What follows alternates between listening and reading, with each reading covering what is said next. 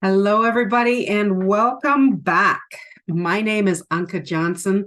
I am the founder and owner of Forward and Up Wellness, and I am passionate about people and their well-being. And I'm really excited to bring you the second part of this deconstructed series from Your Path to Wellness. And this will focus on resilience. And I invite you to watch the full Path to Wellness online. It's also in the same place that you probably were able to access this one. And it's certainly worthwhile. In fact, it would make a lot of sense if you watch the part one of the deconstructed series, if you haven't already watched that, and that is on what I call the healing state.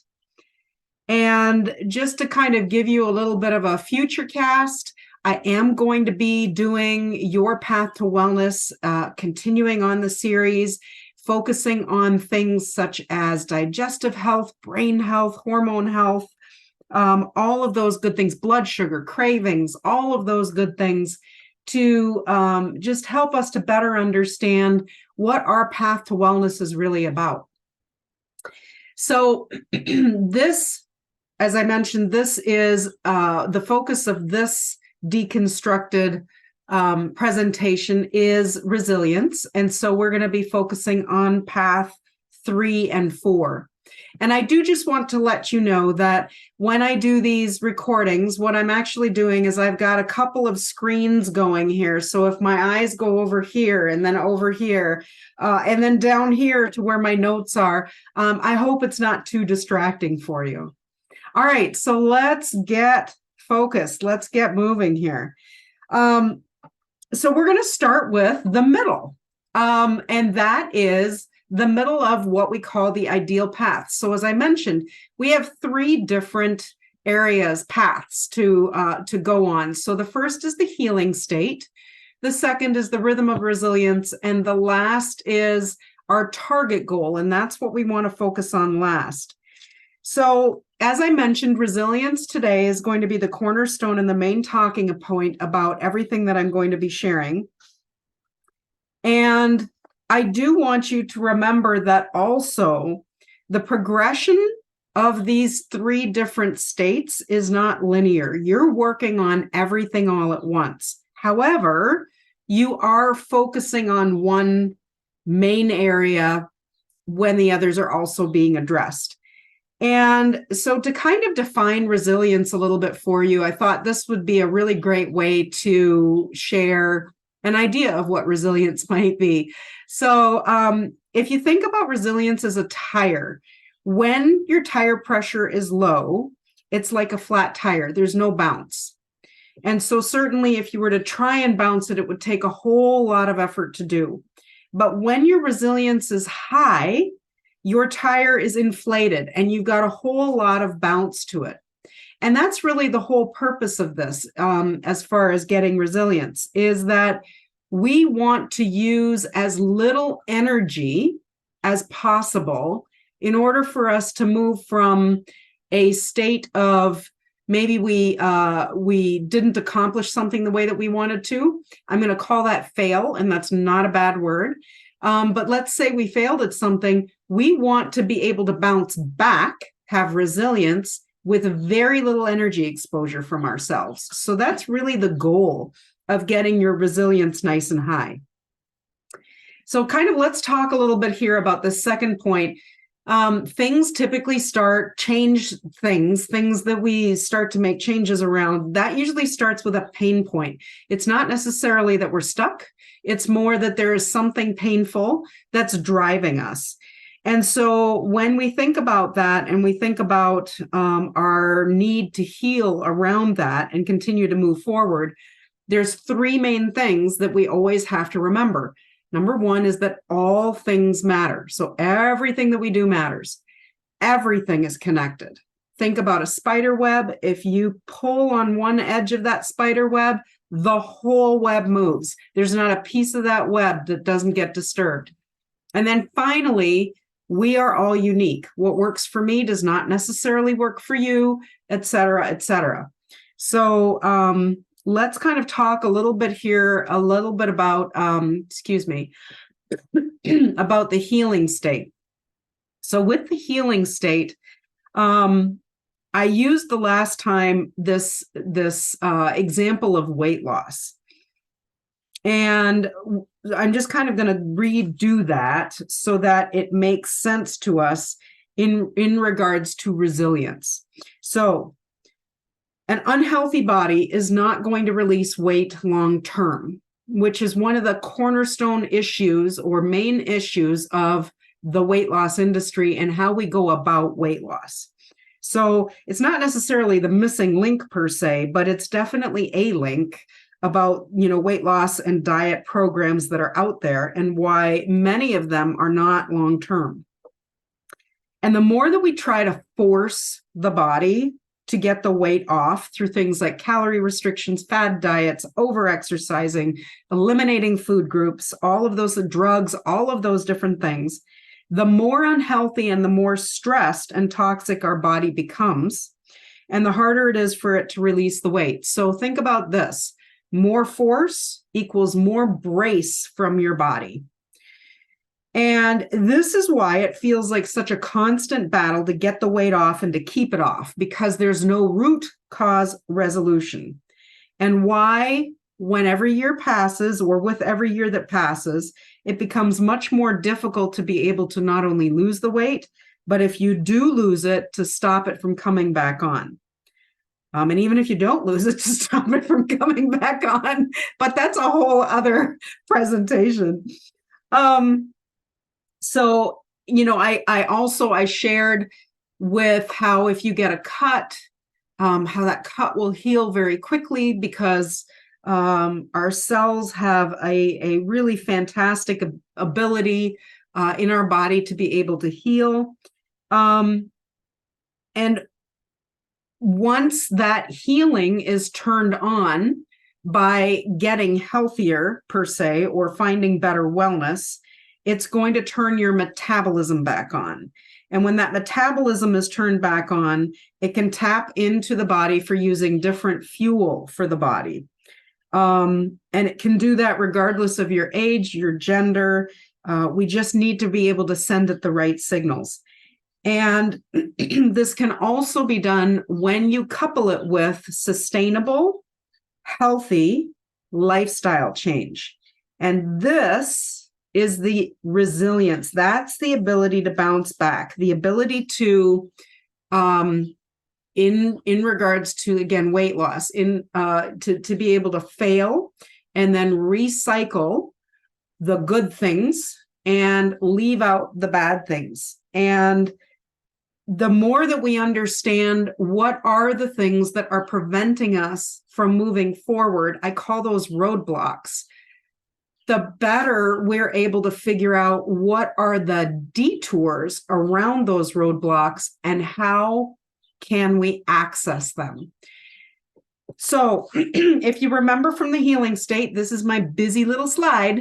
And most of the time, what we look at is well, let me kind of back up here. How does resilience fit into this picture of long-term success? So most of the time, we are focused on the target goals. So this end goal way up here in the upper right-hand corner, this long-term success. We'll be covering that in the next presentation. So most of the time we jump over here because we have that pain point. There might be fear associated with it. There might be social pressures with us getting there. I can't tell you how often I have heard people say to me, I need to lose 20 pounds by XYZ date because I'm attending a wedding. Don't know if that is familiar to you, but I hear that often. Or I'm going on a cruise, or I'm going on vacation, or something like that. Sometimes it's a debilitating disease that gets us here to where we are trying to find a more positive end goal for things. For others, it can be a paralyzing type condition that is something like weight loss or big brain memory issue challenges. That is extremely frightening when that happens to you.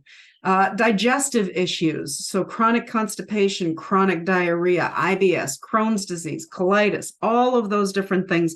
Those are all of these things are, to name a very few, that might set you on this path. And that's why I want to bring you to the red part of this slide. So that is where we have the pain points. All of these red pieces are the pain points. These are the things that drive us very quickly to try and get to that upper right-hand corner of long-term success. When we work in the healing state, we are in the yellow part of this slide. And that yellow part is where we start to better understand how we can move forward on this path and how it can be something that truly can be long-term sustainable success. And my motto is slow is fast. And I know you've heard that before with many things. For me, that's always been a big piece in my horsemanship. If I ask my horse to do something fast, if he hasn't learned it yet, if it's not something familiar to him, he's not going to be able to help me with it. And he's not going to be able to succeed. And we're the same way. We are very, very similar. We have to be in a learning state first and be able to learn something first, and then we can refine it. Then it can get better. And that's what resilience is all about, really. It's that ability to be able to learn something in a state where you're open to learning and where you're able to learn. So where you're not in fear, and then be able to utilize that where you can then refine it to the place where it's going to work in the best way possible for you. So I just totally went off script. So I need to just kind of get my bearings here really quickly, because I totally went off of where I wanted to go. Let's see here. Yeah. Okay. So I think that is all I want to say about this bad boy. So the next thing here is the next big thing is our failure and recycling. So I've mentioned that a couple of times. The word failure can literally strike fear and complete paralyzation into some people. But I want to reframe that word for you into one that is an invitation to learn. So coming back into that learning place. So this is how challenges can be resolved literally once and for all. So focus on healing first, like we talked about, resilience second, like we've already talked about. And remember that your body took a specific path to get to where it is. And we want to help it find another path back to wellness. Doesn't necessarily mean it's going to retrace that same path that it took to get to where you are today, but it's definitely a path that we are probably going to follow somewhat in order to get to where we want to go.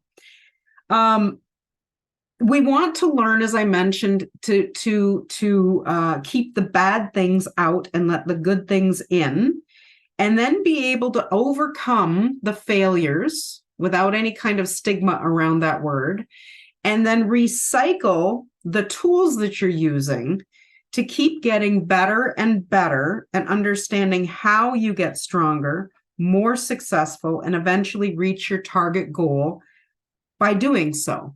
And so that's that refinement that I was just talking about. And that refinement is also a good word to use with it, is the recycling. So again, not getting stuck at the word failure, and then being able to optimize all of your tools. So failure, when that happens, I celebrate, because it's an opportunity for me to learn and recycle my use of tools. Failure means I just found a way that it didn't work optimally for me to do whatever it was that I was doing, but it allows me to play and investigate around that and figure out what would be good, a good next step for me. The other big thing is failure tells me that I am moving outside of my comfort zone and I'm actually growing. I'm learning. So again, there's that word learning. So when we are outside of our comfort zone, we have the opportunity to learn. When we stay inside of our comfort zone, it may seem comfortable, but it could be an uncomfortable place in our comfort zone because we're not growing. And we want to make sure that we grow. So let's look at what derails us. And that's really what this slide is about here, a part of it. So there are many, many trends that we have to deal with, and we want to be educated, and we want to make sure that we're not triggered by the next shiny, bright object. And that allows us to become better sleuths at understanding what does trigger us. So our culture is geared towards unrealistic goals and ideals that affect our health. A great example is I'll share a couple of examples here. There's a high intensity interval training book called Body Boss that I recommend actually to a lot of my clients. I love the book, but all throughout the book, there are these rail thin 15-year-old models that are supposedly supposed to connect with you, the person who's doing this workout. And I just have to laugh because it's told you can't connect with it unless you are 15 years old. So anyway, I love the program. I love the book. I love how it's laid out. That's why I recommend it. But I always tell people, as long as you can see past the rail thin 15-year-old models that are on the cover. So this is no different. If you look at, this was a great campaign that Dove did. It's called Love My Body. And they showed Victoria's Secret models against real people models. And the one on the bottom is fabulous. The other thing I love on the one on the bottom is look at the genuine smiles and expressions on those women's faces as opposed to the other ones in the top in Victoria's Secret. What I don't want you to do is feel like the woman who is spinning here in this little time circle where she feels like she has to accomplish something in a set period of time that is also unrealistic. So it's not only what is the unrealistic goal you're trying to accomplish, but in what unrealistic time frame are you trying to accomplish it? Another big piece is impulsivity. So with impulsivity, you can be motivated by emotion rather than thought. And this comes back to fear. So when fear is the driver, learning is out the door or out the window per se. And finally, what I want to share on this slide is our society leans toward making the bad things easily obtainable, like fast foods, and the good things harder to obtain. So not impossible, but harder. So it's gotten much better to get farm fresh foods or fresh foods, but it's still not by a long shot as easy as getting something fast food around the corner. So, one of the things that I share with people is, I'll take a quick fix with a side of impulsive, please, when I'm talking about stuff like this. Because really the marketing trap is all about feeding on fear and pain and desperation. So, quick story, because stories are good because we can relate to them. Once we achieve wellness, we want to be able to recycle all of the tools and the frameworks and the processes that that help us to remain well and live our best life. And so part of that is you want to make sure that you are choosing things that add to your health and that don't take away from it. So one of those things what happens is when you start to do that, you start to prefer the better choice things. And that starts to actually make it easier and more simple for you in your lifestyle in regards to the energy that you spend finding those things that are the good things. So a great example is when I am out and about and I need something quick to eat, I have certain places now that I go. So I'm going to share this. brew pubs. Brew pubs are awesome to go to if you're looking for fast food because they always have a good variety and they typically have a good fresh food option. So I can't tell you how many times I've gone and gotten a salad with a grilled chicken breast. Even our fast food Culver's in a real pinch for me, I'll get a salad and then I ask for a grilled chicken breast on the side, and they can do that. So there are ways to be able to find what you want that keeps you in sync with your wellness goals. But that starts to happen as you start to change your habits and as you start to feel that bounce back. So let's look at what path our body typically takes when we talk about resilience. So retracing, remember I shared with you, when you go back on the path that your body already took, that's retracing. And we don't necessarily want to retrace exactly the way that we came. We want to do it with other good stopping points on that path. We might even end up taking a complete fork in the road. The other thing that we want to make sure of is that we understand the timeline that our body took and how long it takes for us to get to where we want to go. So, excuse me, for instance, and I apologize, we have a lot of smoke right now in our atmosphere, in our area. And so even in the house, I'm kind of a little bit nasally congested. So I apologize for all of that. But with this timeline, what we want to be able to do is we want to be able to understand how long did it take us to get to where we are today, and then what's reasonable for us to heal. And then also, what dots do we want to be able to connect? Because remember, all things matter. Everything is connected. So we don't want to negate any clues. We want to look at all the body systems in one unit, not separately. So you're not going to a neurologist and a cardiologist and a MD and a general practitioner. You're going to look at your body in one unit. And you're also going to look at all the separate units, but you're really going to look at it in one unit. What is it doing? Why is it doing certain things? So all of that is about healing. Now let's look at our resilience patterns. So what kind of current resilience pattern do you have? Remember, I talked about resilience being something where you don't want to spend a whole lot of energy on it, of being resilient. You want to bounce back. You want an inflated tire.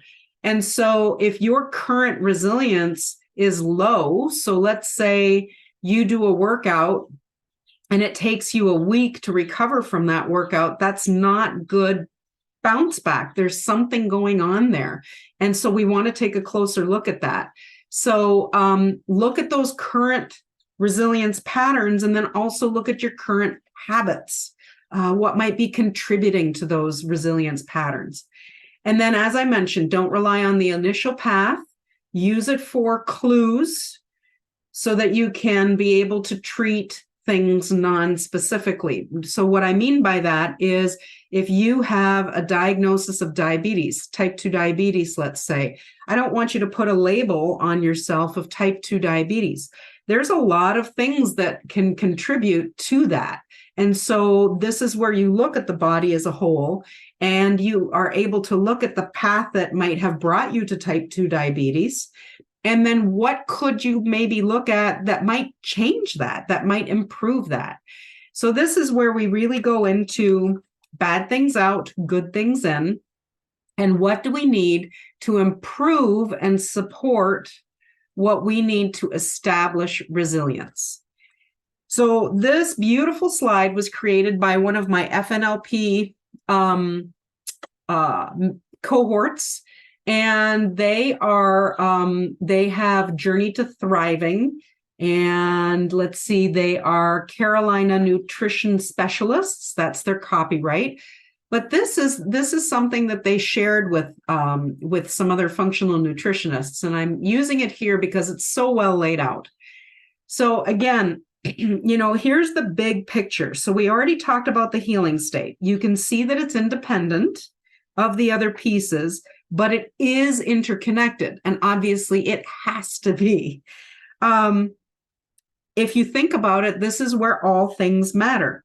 To get to your healing state first, look at how everything is connected. Look at all the systems together. They're not single units.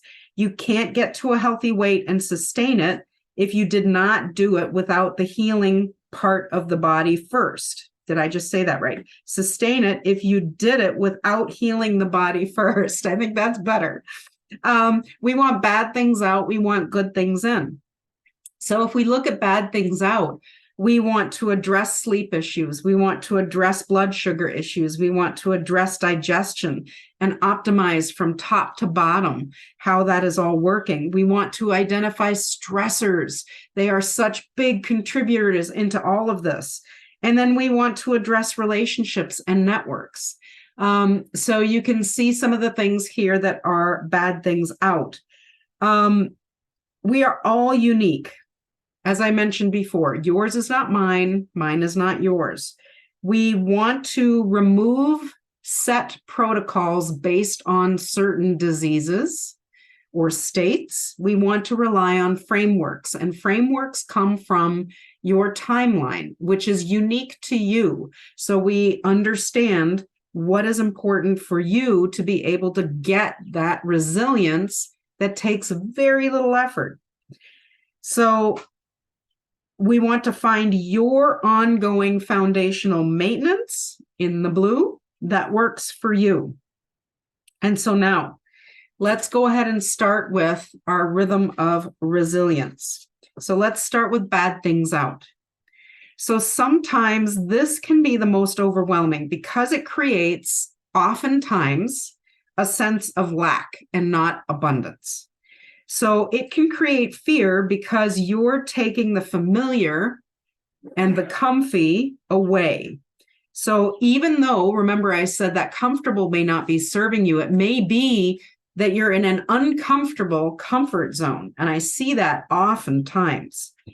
So what if you were able to flood your pantry, your kitchen, your options with all of the things that you can have and do? That changes the entire state of what you're feeling. That creates abundance and not lack. And there's a lot of love around that because when we have abundance, we feel like we have plenty. So an exercise that another coach friend of mine, an abundance coach, her name is Teresa Romaine, and she has people do something called the oxygen experiment. And she has them think about things this way. So she has them do this. She has them think about how often do we take a breath and we exhale? I mean, all day long, right? But when we exhale, we trust unconditionally that oxygen is going to be there for us to be able to inhale once again. That, my friends, is abundant thinking. And so being able to reframe our mindset to unconditionally trust that by focusing on establishing your resilience, you'll create a path for healing that is going to allow for long-term success of any goal that you set out to accomplish. That's right, any goal that you set out to accomplish. So as you take bad things out that don't work well for you, you can start to feel better, which creates more drive and motivation. And then this becomes an easier cycle too, because you feel better about yourself because you're making headway, you're going forward. But what if that doesn't happen? What if you don't start feeling better? Because that often can happen. As we are healing, we go through what we call healing crises. And those are times where we actually feel worse before we start feeling better. So this is where you recycle. This is where this comes in. So you trust, just like breathing, that the actions that you're taking are eventually going to reach a tipping point where you're going to start to feel better. So it helps you to learn more about what's not working and you learn about what not to repeat or how not to repeat something. So it's teaching us what works well for us uniquely when everything is connected, and then what doesn't work for us. So think about how many times you've done something where you have wanted to accomplish something and it hasn't resulted in what you wanted to accomplish. But when you go about redoing that task again, you do it very similarly that you did the first time and you expect different results. Again, I'm going to use weight loss as an example. How many times do people try to do a very similar thing with weight loss? One of the things that is really kind of a little bit annoying to me is watching people talk to people about detoxing. I'm doing a detox this week. Oh, and I'm going to lose 5 pounds. Well, great. But why do you have to lose 5 pounds again? Didn't you just lose 5 pounds 3 months ago? Oh, yes, but I gained it all back. That's not sustainable. And that's not really, it's not healthy. It's not a good way to maintain your health and definitely to have a healthier lifestyle. So we want to make sure that as we're taking the bad things out, we want to we want to be sure that we flood our life with good things and bring those good things in, and that we do the taking out of the bad and bringing in of the good simultaneously, like I talked about before. So by healing the body first, you've enabled it to be able to receive these good things as optimally as possible. And I'm going to share another story. What about changing the oil in your car? If you just put clean oil on top of the dirty oil, that's not going to help your car system work very well. But if you drain all the oil, bad things out, and then put new oil in, good things in, that's going to keep your engine running optimally. That is exactly the same as what you're doing with your body.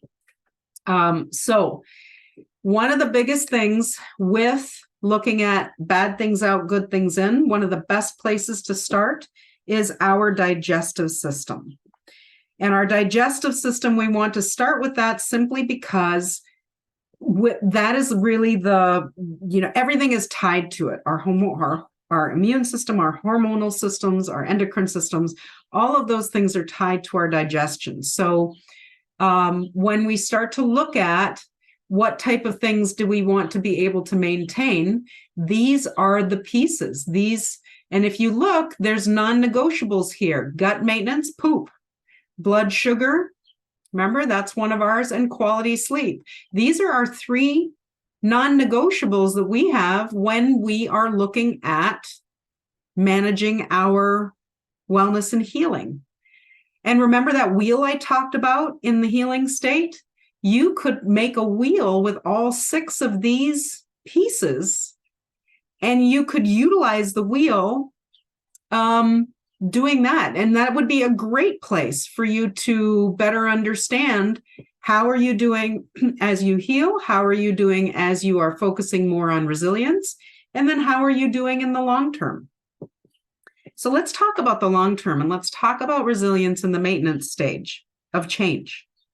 So there's a gentleman named James Prochaska. He is a PhD, and he shared that the maintenance stage of change is the hardest one of all. And having been a coach since 2004, I have to agree with him. There are 6 different stages to change. So it starts with pre-contemplation, where typically somebody is not even open to making a change. They may not even realize they need to make a change. Then it goes to contemplation, where they actually do start to realize they need to make a change, and they start to just kind of think about it. Then it moves into preparation, and preparation is all about literally preparing for the change, for preparing to get ready to make the change. Finally, the 4th step is action. And action is where you actually go into making the change. Now, I'm going to stop here. Action is the 4th out of 6 stages. think about remember that timeline I had in the healing state where I said small steps, slow is fast, all that good stuff. I don't say that because it sounds good, although it does. But I say that because it's really true. So most people go from contemplation right into action. And what do they miss? They miss all the preparation. And that, my friends, is the key. So you've done the preparation by going through the healing state. Now you're in action. And then you go to maintenance. Now, until a habit, then you go into maintenance and then you go into termination, which is the change is fully formed. So until the habit is fully formed, it's easy to slip back into old habits. I think all of us can relate. We've all done it. And this, in maintenance, is where failure and recycling, or lapsing and relapsing, comes into play. So when we change, when we lapse, if the thing we used to love doing but doesn't serve us feels good to us still, then we know we've got more work to do. So I'm going to use a story from myself. I used to love dairy.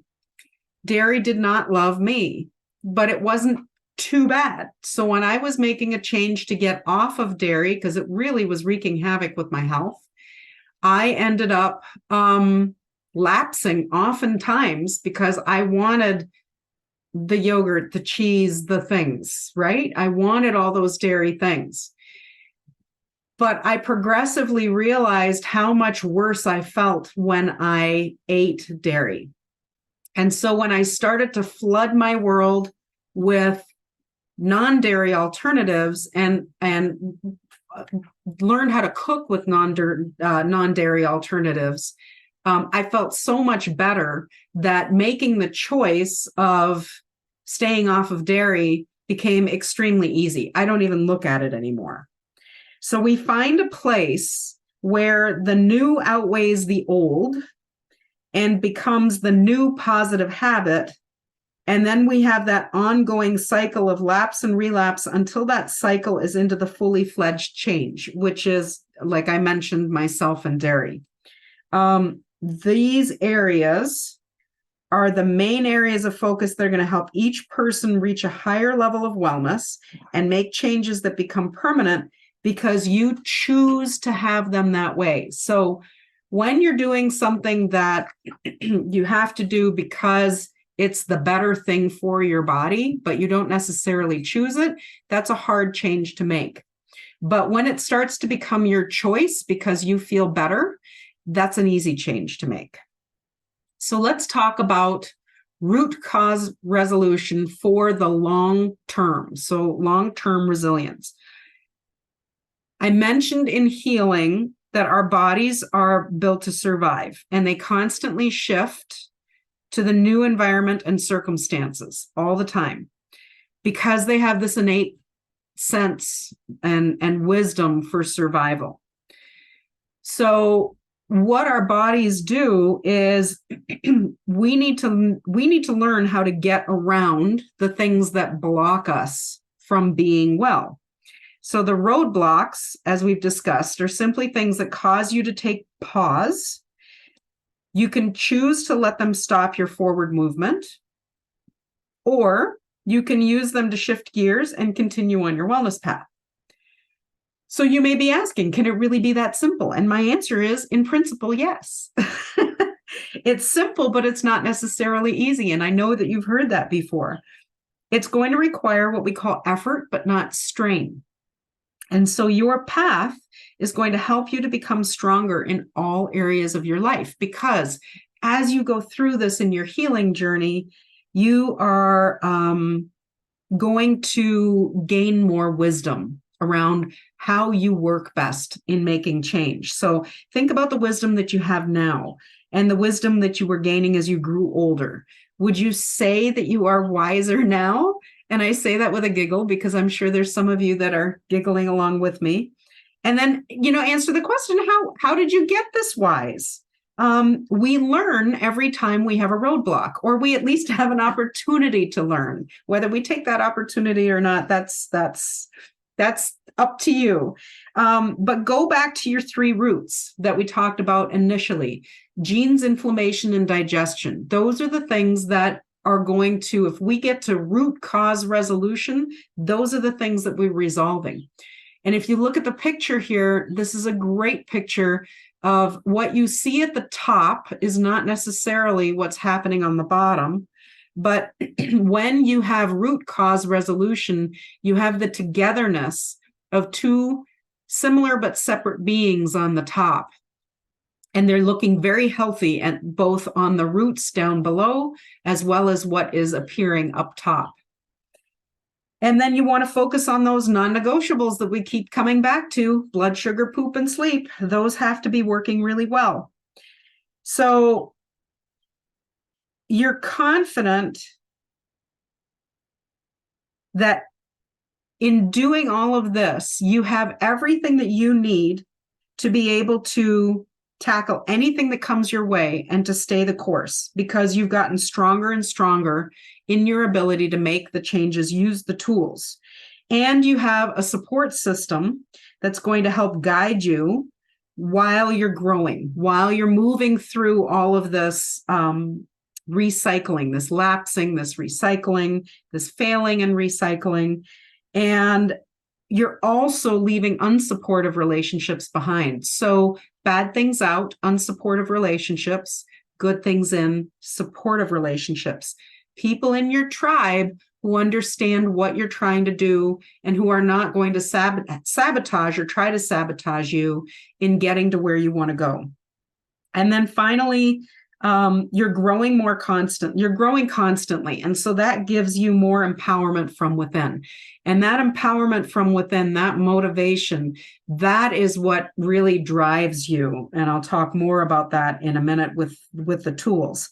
But really, with the three tiers, remember, we're working on all of these things, everything that we're talking about here simultaneously.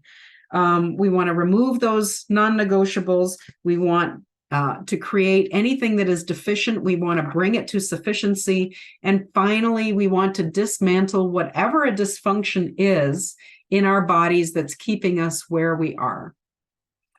So how do we do this? From our healing module, we had tools like the wheel, small steps, understanding the change process, the change timeline.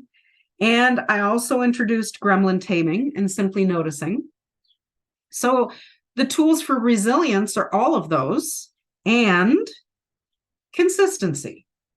So don't get caught up with the trends. We talked about that. Slick marketing. Allow failure to be your best friend and your road to recycling. And then remember that small steps will always lead to big change. Trust in that process, that small step process. The next is commitment. So understanding what you're doing and why you're doing it. And I'll talk about that next. Educating yourself, learning, being in a learning state so that you can educate yourself. So staying out of fear, being in that learning place. All of this is going to decrease the likelihood for you to basically jump ship and move to the next bright, shiny object that might come along, which is very simple to do these days when we think about the slick marketing and things like that are out there. Oftentimes, what really helps is to commit with your resources. So things like time, money, effort. When we commit with those things, we've invested basically in ourselves. And when we invest in ourselves, it's harder for us to draw away and give up on something when the going gets tough. So committing some of those resources is a really good tool to use. And then pull together your support team. I talked about that. So your tribe, find that support team, those people that are going to cheer you on. So a deep why. I could do an entire presentation or two or three around why. But this is going to be your anchor for the times for when you question your path and your progress. And it's a great time to reflect and better understand where to go to next and how.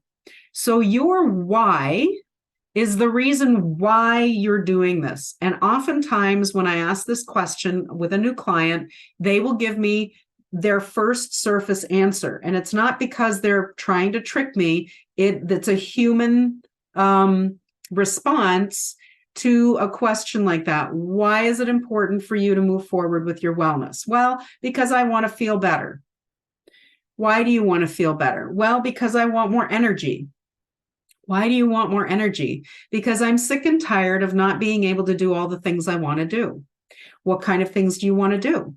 I want to be able to go out and play with my horse, ride my bike, go kayaking, spend some time with my son, all without breaking myself in the process. Why is that important to you? Because I want choices and freedom to do those things. So as you break down and ask questions like a 2-year-old of yourself, why is that important? Why is that important? Why is that important? You break it down to, it's about freedom and choices. That might not even be the deepest part of the why, but that's a much better why than I want to feel better. I want freedom and choices. So that's something you can sink your teeth into, because if you remind yourself of the lack or the decrease, the fewer choices and freedom that you have, that's going to be the driver when things get tough for you to move forward and continue on your journey, because you want those freedom and choice, those choices and that freedom. That's important to you. And that's your why. And it is a powerful, powerful thing. And then finally, we have a new one here. It's called the 4 Tendencies. This is one of my favorite toys. I love this tool so much. A woman named Gretchen Rubin, I highly recommend reading her books, the 4 Tendencies, and then there's another 4 Tendency book after that. But you can take her free quiz online, just use this URL, and you will find out whether or not you are one of her 4 tendencies, upholder, questioner, obliger, or rebel. So we all face 2 kinds of expectations in our lives. We face our outer expectations, which are things like meeting work deadlines, answering a request from a friend, and we have inner expectations. So things like keeping a New Year's resolution, starting meditating, those types of things. So your response to expectations determines your tendency. So that is whether you are an upholder, an obliger, a rebel, or a questioner. So upholders respond readily to outer and inner expectations. And really their little mantra is, discipline is my freedom. Questioners question all expectations. They'll meet an expectation if they think it makes sense. So essentially, they make all expectations inner expectations. So their mantra is, I will comply if you convince me why. Obligers meet outer expectations. But they struggle to meet inner expectations that they impose on themselves. So their mantra is, you can count on me, and I'm counting on you to count on me, so that it becomes an external expectation. And finally, rebels, they resist all expectations. So outer and inner alike. Their mantra is, you can't make me, and neither can I. I live with a rebel, and this rebel can be the most indecisive person in the world. If you ask a simple question of, what would you like to do today? That question could be asked at 9 a.m. and you still could maybe not have an answer by 3 or 4 p.m. when the day is gone. So I am an upholder. And so when I ask the question of my rebel counterpart, I make sure that I answer the question with some choices, and I keep it small, the choices, or limited rather, because otherwise there's too many choices and my rebel can't make a decision. So it's super fun, but it's also Really important, because knowing your tendency can help you in situations. Well, it can help you set up situations in ways that it makes it more likely that you're going to be able to achieve your aims, your goals. So you can end up making better decisions. You can meet deadlines. You can meet promises to yourself. You can suffer less stress. You can take less energy. You can engage more deeply with others, because once you start to better understand these 4 different tendencies, you can start to understand how to better relate to maybe somebody who is a questioner and not get frustrated that they're questioning literally everything that you're asking them about, but rather kind of go into their fascination of better understanding why. So it's great. So let's put it all together. We're focused here in the center, establishing a rhythm of resilience. Our tools are staying the course, small steps, why, and our tendency. So let's simplify resilience. We want a flat tire to an inflated tire. We want to celebrate failing and have fun with recycling. We want to make sure that bad things go out while good things go in, while we have ongoing foundational maintenance using our tools, which I just shared. Remember that there's always somebody who wants to walk on the path alongside with you when you are making these changes. And the more resilience that you have, the easier and the more bouncier your step is going to be on that path. So I want to thank you for attending Resilience, the deconstruction of your path to wellness. It is step number 2. And I want to encourage you, if you haven't done a discovery session with me yet, and you are kind of on the fence about it, it's free. I don't have any expectation from you if you do it. And it's a great way for you to better understand even what stage of change are you in? Are you in contemplation or preparation? Did you jump into action? Where are you in? Are you frustrated? All of those things. So we can better understand where you're at, and then you can make some decisions that are going to help you even better on your path to wellness. Thank you so much, everybody. I really appreciate your time here. And I look forward to seeing you in just a minute as I do our target end goal. Thank you.